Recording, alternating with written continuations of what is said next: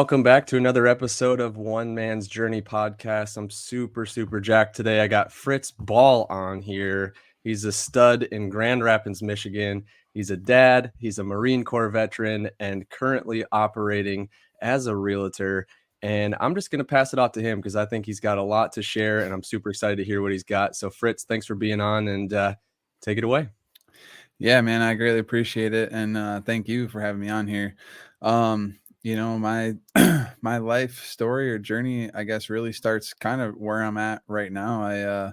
I grew up on a 1,000-acre dairy farm here in Grand Rapids, West Michigan. We're about 20-30 minutes outside of West Michigan. And a lot of, I think, where my core comes from here, right? I grew up here. I spent a lot of time with my grandparents on this farm, and my grandpa was in the Marine Corps as well, and he was very, very strict, very stern, kind of old school kind of guy, So when he said to do something, you just did it. You didn't ask questions. So that's where wanting to go in the Marine Corps really kind of came from in general. Was I wanted to do it, I guess, because he did it when I was young. And it just was something that I always wanted to do. But yeah, man, growing up here on the farm, I grew up racing dirt bikes. So I was a big sports guy growing up. I did football, baseball, and wrestling. But I quit all of that in 9th grade because they told me that I had to go to weightlifting on Saturdays in the summertime.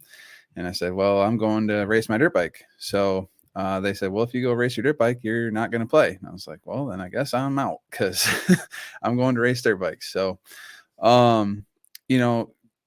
the combination of growing up on the farm and sports and racing motocross, I feel like is really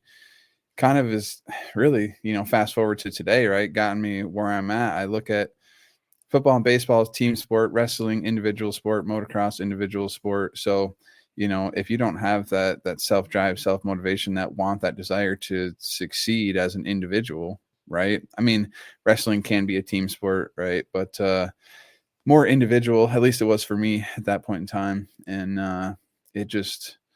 I've always, ever since I was little, I feel like I've always just had this, I want to win, right? And I want to succeed. I always want more. And I can't necessarily pinpoint exactly where that comes from.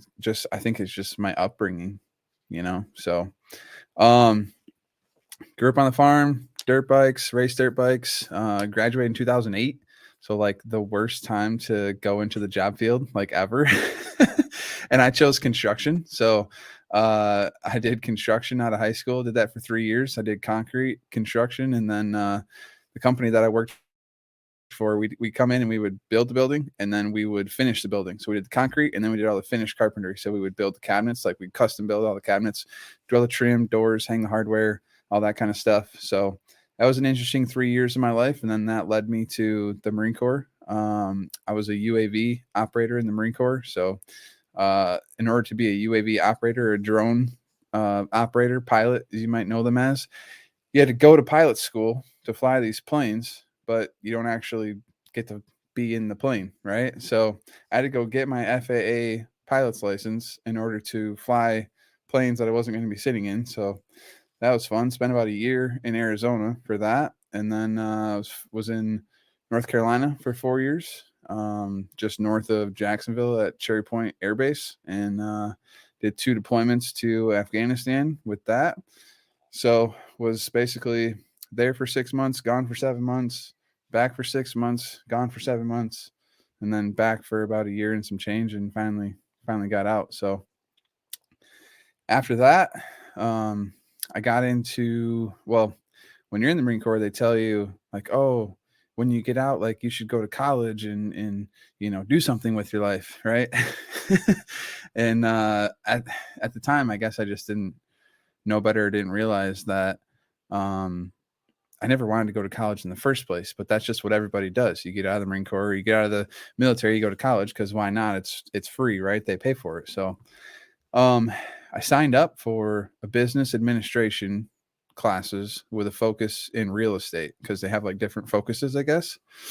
So did that, got out, started my classes, got to my first college course or my first college class, like in the classroom.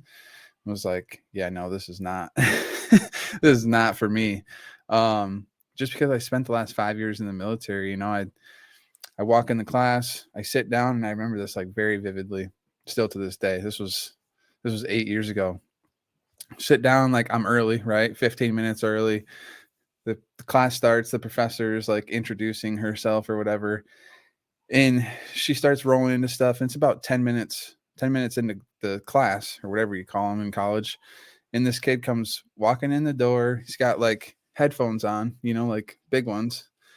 And he just walks right between the professor and the whiteboard. Like the professor's like, like this, doing her thing. He just walks right between the professor and the whiteboard, and then walks around, sits down in the back of the class. And I'm in the front of the class, because military, right? And I just was like, that just happened. Like what? Like going from, if that happened in the military, dude, like that kid would have got lit up, right? And I just was like, I had everything in me to not say something, because at that point in time it was just almost a natural reaction, right? Like what are you doing? So yeah, literally like day one, I knew right then and there, like this was just from that experience. I remember that very vividly, being like, yeah, this is not for me. So decided to basically skip the whole real estate degree thing, and signed up for the real estate class, took the class, passed the pre-licensing test, got my real estate license, and just started cranking out. So I stayed in the classes. So I finished the semester, got my real estate license, and then started doing real estate full tilt after that. As soon as I got my license, it was all real estate. So I went like Marine Corps, 2 semesters of college, real estate, and been doing real estate ever since January 4th, 2016. Awesome. So, yeah. Yeah. So you're diving right in after diving right in, really, right? Like I graduated in 07. So when you made the 08 comment, like I fully understand, like that was awful, right? Yeah. Yeah. My path was a little different, going to college first instead of trying to, do the workforce type thing. But I experienced that part of it, like when I came out, of the trying to find the path of like, okay, what do I do now? Right. If I look back, I probably had the same feelings about school as you did, and just like, honestly, I drank my way through it, so it made it very easy. But Yeah.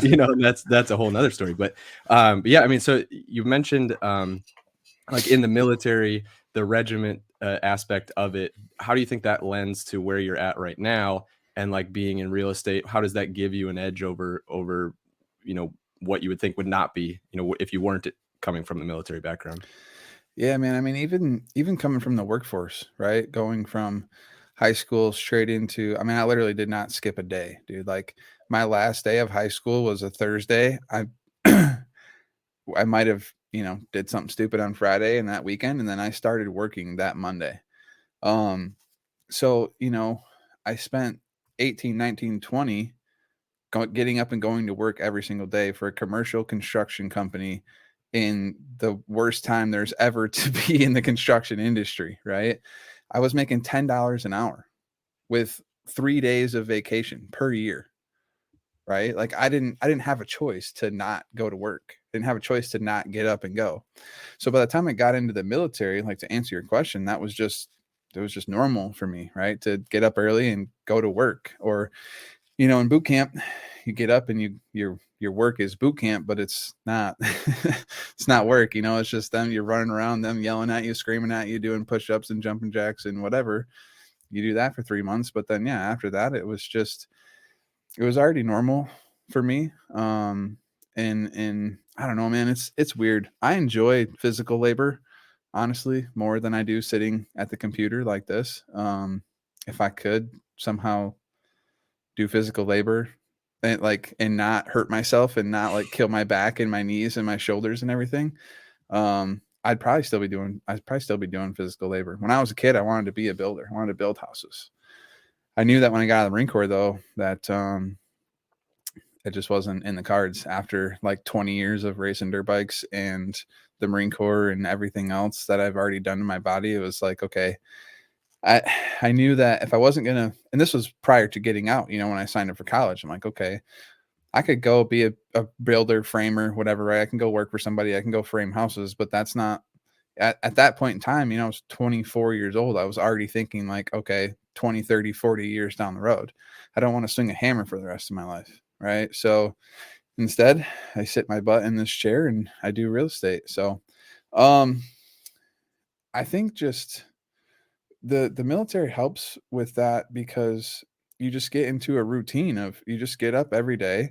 And in the military, we have this saying, it's called embrace the suck, or at least in the Marine Corps we do, right? So we all got to get up. There is no sick days in the Marine Corps, right? Like you don't get to call in like, hey, I don't feel like coming in today, right? It's not how it works. Like if you don't get up and you don't show up, like someone's come banging on your door and they're going to get you up and you're going to show up, right? So um, whether you're still drunk, hungover, don't feel like it, your girlfriend just broke up with you, like nobody cares. That's not the point, right? So um it was really just the way that it it is and the way that it was. I just kind of carried that over to everyday life.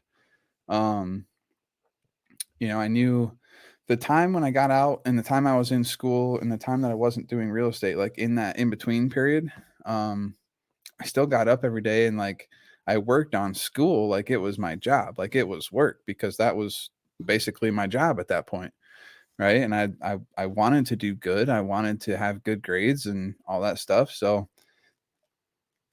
it just, I don't know, man. It's just one of those things that once you become a morning person, like you actually start to enjoy it.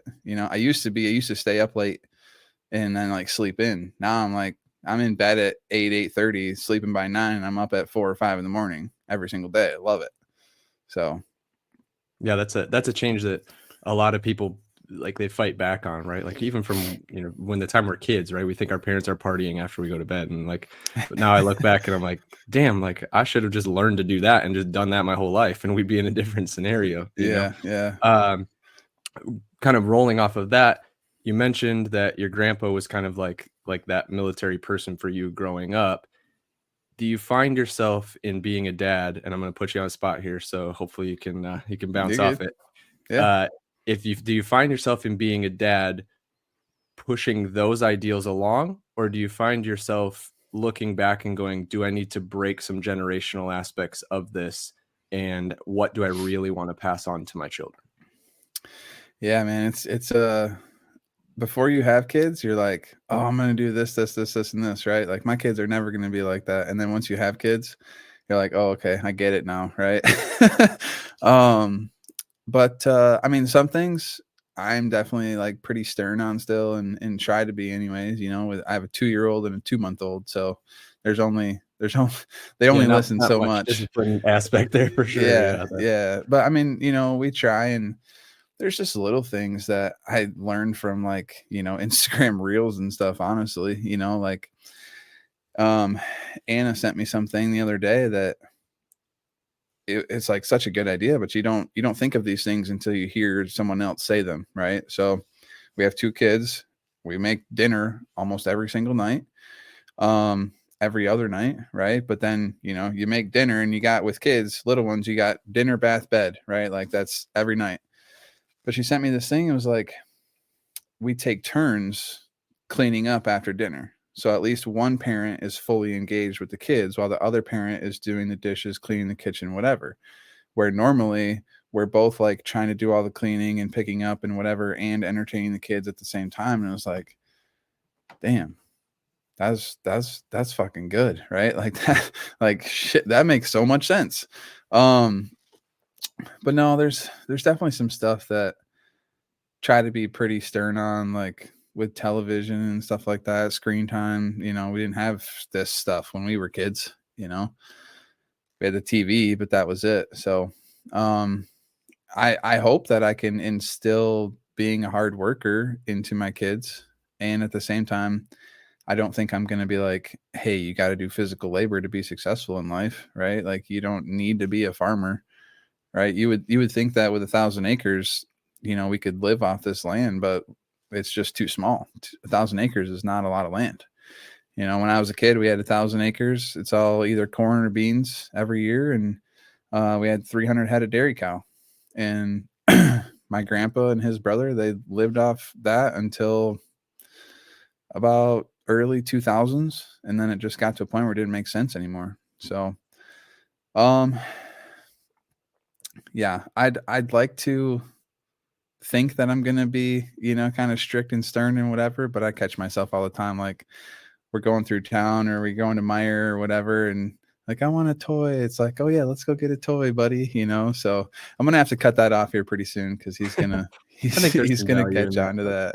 No, Yeah. I think there's some value in that too, right? Like you've got to, you know, and I don't have kids, so I get to speak from the perspective of that side, right? And really, it's just me speaking from childhood experience, right? It's looking back and going, well, what would have been a different way, or even just something that did happen, and really like you want to, you know, and I think what you've said is you want to teach your kid that the value of hard work and that there's a reward on the other side, right? And so Right. Yep. if you're able to, you know, to create that reward system, I think that's an extremely strong method of way of doing it. You know, you don't have to really back off of anything if you're creating them knowing that like they've worked for it.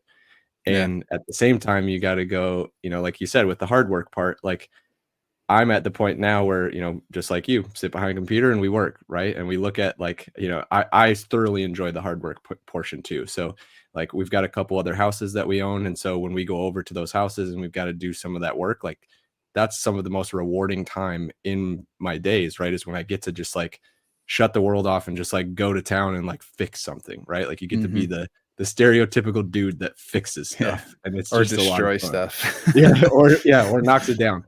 Yeah. But you know, and that's I think that there, you know, if you can teach that as a way of understanding of the world, is like the hard work can be rewarding without it having to be how you make your money, right? Like don't teach them to take the trash out and pay them $1, because then they're going to be like, that's what they think is the way to earn money, kind of thing. Dude, yeah, I mean that right there, like you hit the nail on the head on that, right? Like I talk to other parents who their kids are older, which, you know, my kids aren't old enough yet to be doing chores and stuff, but we talk about that chores with kids, right? And I had chores all growing up, you know, with my mom, and it was just something that had to be done. It was non-negotiable, or you weren't. I guess there was a little bit of leverage with that, like it had to be done, otherwise we weren't going to be able to go do whatever it was that we wanted to go do, right? And it had to be done by Friday. Like Friday, like before you went and did anything, all of our chores had to be done. We had the whole week to do them. Didn't matter what it was, you know, when you did it, but it had to be done right that week.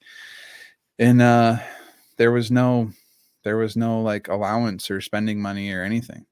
My mom gave us food for lunch money, and this was before, you know, you probably do it all online now, I don't even know, but she would give us $20 for the week. And if we took that $20 and we went to school and we put it in our account for lunch or not, that was up to us. So when I got older and she was giving me $20 for lunch, I'm sticking it in my pocket. I would skip lunch. I just wouldn't eat.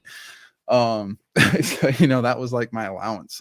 But yeah, man, we had chores all growing up. I mean, especially like being around here on the farm, like there was just work that needed to be done, that it was just expected of you to do, right? And you know, it wasn't even chores. It was just like, hey, we got to go do this, right? And the chores around the house, that's one thing that I feel like I see a lot of parents are just not doing. You know, like 2 days ago, all of a sudden out of nowhere, my 2-year-old's like, I'm doing the dishes real quick, and after dinner, and he's like, I wash dishes. I'm like, heck yeah, buddy. Here's the chair, dude. Let's go. So yeah, that's awesome. You know, and one of the things that, you know, you mentioned Instagram reels and stuff, and like there's such an influence on life now, because you can get snippets that change the way you think, just, you know, in 60 seconds or less, right? Like just something that comes up and you're just like, that clicked in, just like you mentioned the other one. One of the ones that I've seen is, you know, paying them to read books, kind of thing. So they're gathering knowledge instead of paying them for the work. You know, you're teaching them that like knowledge creates money and creates that flow of money. And so that's like something that, you know, again, I don't have children, but that's one thing that like for me at this point would be non-negotiable in raising kids is like, that's how I want to do it. Right. Like Right. I want this to be your power instead of like always having to deal, you know, you're going to be physically strong too, but like that doesn't have to be what represents you. Right. Like your mental strength can enter the room before you do. Whereas your physical strength, like you have to bring that with you wherever you go. So, you know, that's one thing that I've learned for quite a while is just like being able to like represent myself with like stuff like this, like being able to get on camera and show that enters the room before you do. Because people now, as soon as they hear your name, you get Googled, right? Like that's the first thing that happens. Facebook, Instagram. If they can't find you on Facebook, they're going to Instagram. So right, yeah, and so they look you up, and so that like your representation of your intelligence and of your knowledge of life like can enter the room before, and people are going to respect that, you know. And you know, there's the respect of the physical side too, but that has to, it's just a different approach. But that's one thing that's super heavy on my mind. Yeah, I mean, I've been my whole I wouldn't say necessarily my whole life, but like the whole time that I've been, I guess what I would call self-employed or an entrepreneur or in real estate, from the very beginning, it was always like, okay, I'm going to do whatever I can to get in the room where the people that are doing the deals are doing the deals, and just learn from them. Right. And, there's classes that I would take repeatedly because they're like the same class, but they'd be taught by a different person. Or it was like a year later, it's the same person teaching the same class, but I still go to it because that person might say one thing, like you said, that just like, oh, that clicked that time. Right. Like how many times have you heard somebody say, I was thinking about this earlier today. How many times you heard somebody say like the people who you surround yourself with makes a huge difference in your life, right? Like how many times you heard that one? But you don't realize it until you realize who you are. Like if you're surrounding yourself with shit people or good people, and people who are driven and moving forward, or if you're surrounded by people who are just stagnant doing nothing. Yeah, I made a video, just a short TikTok about similar what you're saying, like where I think the quote I used in the video was, you know, if you're surrounding yourself with 9 losers, you'll soon be the 10th loser, right? But I think 100%. the struggle and a personal struggle of mine, and that's why I think that it applies outwardly, because I know I'm not the only one, right? The personal struggle I've had with that is when you are feeling like a loser, like how do you say, we always say like surround yourself with better people. Well, those better people don't want to be surrounded by people that aren't better than them or as good as them. And so fighting to get in those rooms, I found the way that I've been able to do it is instead of surrounding myself, and that was, you know, in the past. Now I'm like, I'll walk into any room. I don't give a crap. Like you're going to see me if I want to be in the room.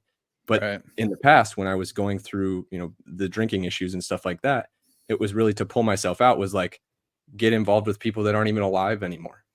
YouTube videos, shorts on, you know, now it's shorts and TikToks, and like Jordan Peterson, and reading books, and like getting yourself, like you're in the room with them when you're reading their stuff, right? You're learning from them, and they're not even there physically, but they're there in the book. And so like that was my way of pulling myself into those rooms, because you can't always just say like, I want to be hanging out with that guy and then go latch onto his hip and follow him around. He's gonna go like, what the hell are you doing, dude? You know, so being able to create that for yourself is super important in the beginning, I think. Yeah, I mean, fortunately for me, I'm a big, like, I just get me present, like face to face, one-on-one, have a conversation with people. That's where stuff really resonates with me. I can, you know, sit in a class like this in a computer and like be in a Zoom training or whatever. And for me personally, it's just not the same. So early on in my career, fortunately, I was able to like go to some big conferences and stuff, and get around these people who are doing a ton of volume, a ton of sales, a ton of business, and really see, you know, the possibilities, right, of what this industry can look like if you actually really try hard and put forth the effort. And I was able to go to my first one kind of early on in my career, and it just really opened my eyes. Like, okay, there are real people, and they're real people, right? Like same thing with like famous people, actors, sports people, whatever. Like until you get around just one of them, you get around one person who you think is like a big deal, and you think there's something special, and you get around them, you meet them, you talk to them. They're just a regular person, right? But you don't realize that till that actually happens. so for me, continuing, right, to get in those rooms and go to those conferences, go to those meetings, even local stuff, right? Like for me being in real estate, there's always local trainings going on around town. I'm going to one tomorrow. I always try to go to that stuff because there's always bigger producers there who are doing way more than me. And that's a basically free and easy way for me to get in the room with those people and have conversations with them and try to get them to tell me what they're doing. Right. Like that's my number one goal is whenever I walk in those rooms and those trainings, I'm trying to find the people who are like the big top producers doing the most production, most volume, even if it's just a, hey, what's up real quick, because you never know where that relationship's going to lead to. Right. Like I want to do my own podcast someday. So worst comes to worst, at least I have that friendly relationship with those people where then I can get them onto my own podcast. Right. And we can have the same conversation that you and I are having right now. So, yeah, just getting in the room, like you can be around those people so many times. And then again, just like one of those people will say one thing and you're just like, oh, okay. Yeah, that makes sense. Like recently for me, like you're talking about, feeling like a loser and self-doubt and whatever, I've realized that my average price point for sales is really not where I would like it to be. Right. So again, going back to you're the average of who you're surrounding yourself with. Well, my core database, I guess, is people who, they're in that great people, like, don't don't hate the people by any means or anything like that. But in order to survive in this business where I'm at, like these people are, looking to buy $200,000 houses and they just don't exist. So it's like, okay, if I continue to surround myself with people who can only afford $200,000 houses, I'm going to be out of business.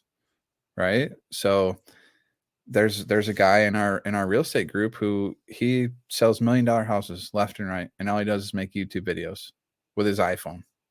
Right. And he does home tours with his iPhone.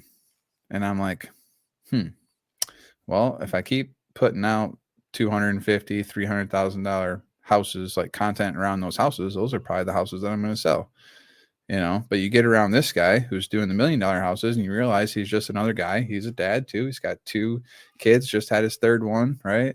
He's just a guy and just a dad who makes iPhone videos and posts them on YouTube. It's just another dude. Yeah. So if I start really posting $1 million houses for sale and posting $1 million YouTube videos and whatever, like those, now I'm a luxury guy just because I made $1 million videos. Yeah. Yeah. You can create that. Now, when I said the word create, it kind of jumped in my head here, but the quote that I remember specifically is there's a lot of people out there trying to find themselves. Be the one that goes out and creates themselves. Yeah. Right. So like look in the mirror and go, who do I want to be? And just go be that person. And we're going to struggle with that. Right. Like I'm in a point of like, I feel like every single day I'm challenging myself. And then I'll get in a stupid fucking argument with my wife over absolutely nothing. And it'll turn into this big thing. And I'm sleeping on the couch. And I'm going, what the fuck am I doing? Right. Like it's just so stupid. Yeah. But going back to the room thing, there was another quote I heard was talking about, the more rooms I'm in, the more rooms the more I realize I need to be in more rooms. And it's that for real.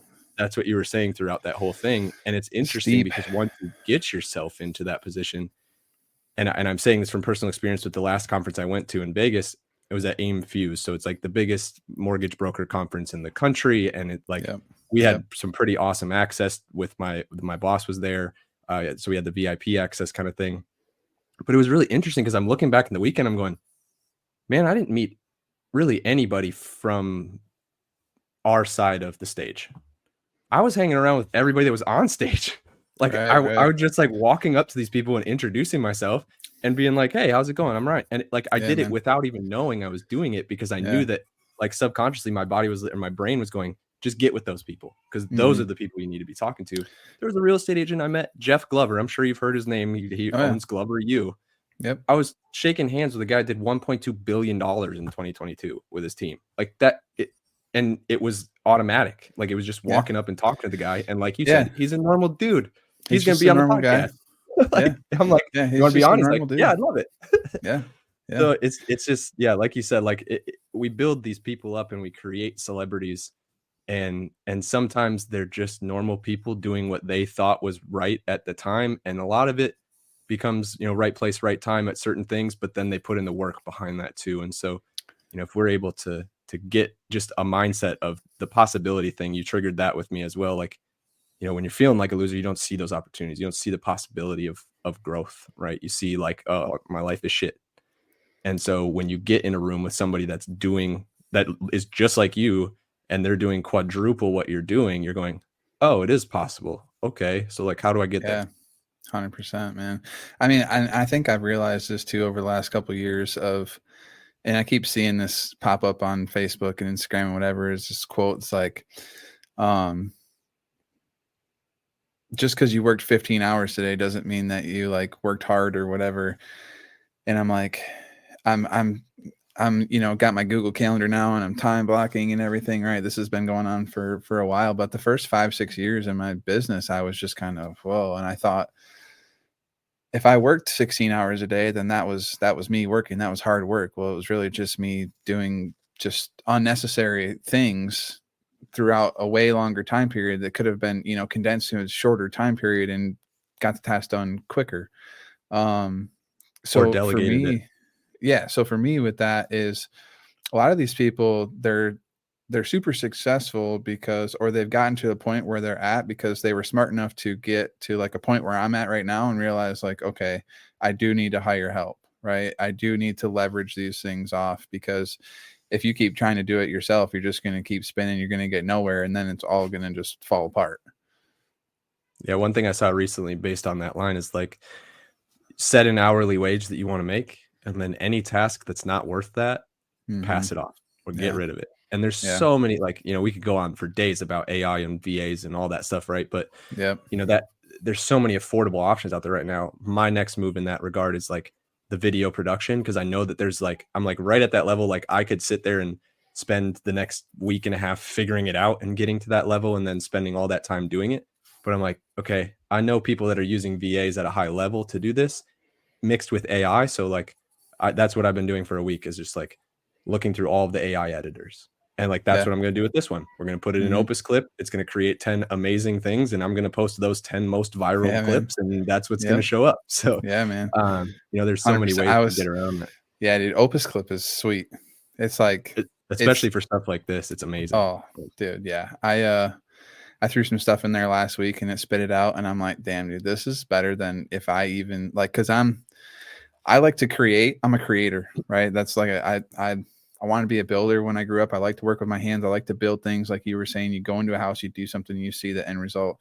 I like to show up somewhere with nothing and then, build the end result, right? Or turn something into something, or like, finish a basement or whatever. Like that's the kind of stuff that I like to do. So I like taking clips and editing them and making them into a finished product and making them, flashy and here and there and whatever. But even with the little bit of skills that I do have, like I can't even make it look as good as Opus Clip, and right. I'm like, damn. So yeah, Opus is dope. So I like it a lot. I'm really starting to dive into the AI stuff. Virtual assistants are huge. A lot of people are using them. It's just cheap and easy. And dude, they're people treat VAs like they're some sort of robot a lot of times. Like they're not human. Like you can just put all these tasks off on them and not like treat them well, but they're real people too, Yeah, they become part of your team. I mean, if you do it the right way, they're an invaluable part of your team, right? Because you're getting more value, way more value out than what you're paying in the long run. So, that's why you look at it, but and you can teach them to do anything, or they're willing to learn anything. Like if you can hire them and say, hey, all I want you to do is edit videos for me. I want you to watch this video, take this course, whatever, learn it, master it. And that's what they'll do. Yeah. They don't care. They'll do whatever you want them to do. So yeah, it's like I said, we could go on for days about that, but like the core idea there is like anything that is below the level you want to make, then let's get that off of our plates for sure. I appreciate your time today, Fritz. I know you got to run shortly here. You are officially Fritz the Creator Ball. And so that's what I'm going to be calling you from now on. And that's what the title of the episode will probably be. But I appreciate you being on here and spending some time with us. Yeah, no, thank you for the opportunity. I really appreciate it. All right, man. Well, we will see you on the next episode of One Man's Journey. And thanks again, Fritz. We'll talk to you soon. All right. Thanks, Ryan.